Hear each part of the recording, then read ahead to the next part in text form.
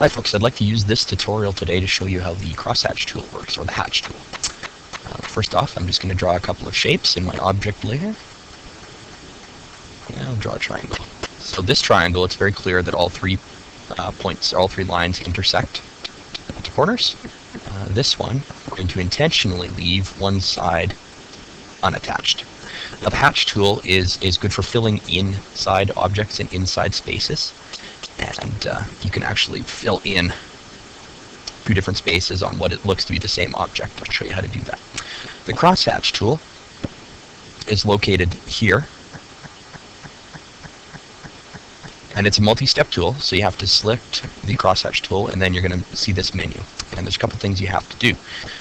Usually just leave this as the default predefined, and then when it says pattern and swatch, usually you can do one of two things. You can either click the drop down box and pick one. I usually just go with the visual method and click this one. Pops up all your options. So your cross hatching will look like this pattern, bricks, there's angles down here, etc. And there's also solid, which is just solid colors.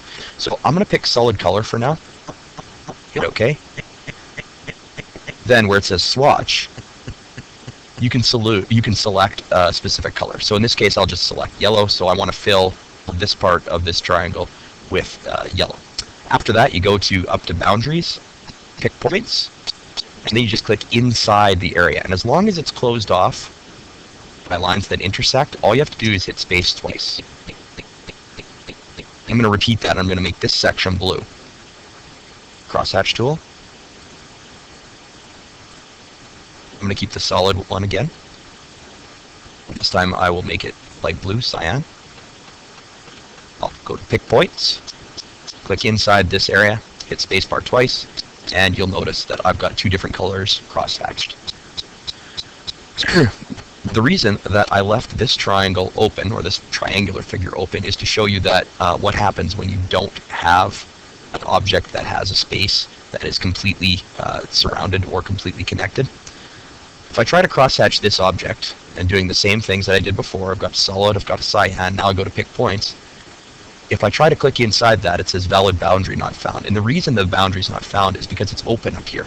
It's not sure where to stop filling the color. So the way you can get around that is just by temporarily adding a line to close off the box, going into your crosshatch tool, picking points, space, and then you could delete this line up here if you really wanted to get rid of it. One more thing I'm going to show you is how to use the scale tool. The scale tool doesn't matter when you're using solid fills, but when you're using a pattern fill, it can matter. So I'm going to go to crosshatch.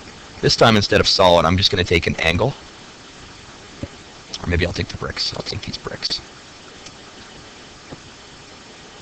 Now when I try to crosshatch this, it looks like nothing's happened, but in all likelihood what's happened is the pattern of lines is so big that it doesn't even show up within this space.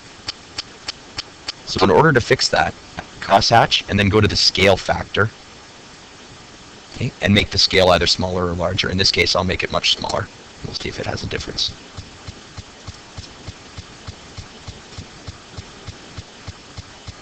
Maybe I'll try much larger. Scale. I'll try 10 this time. Let's see what happens.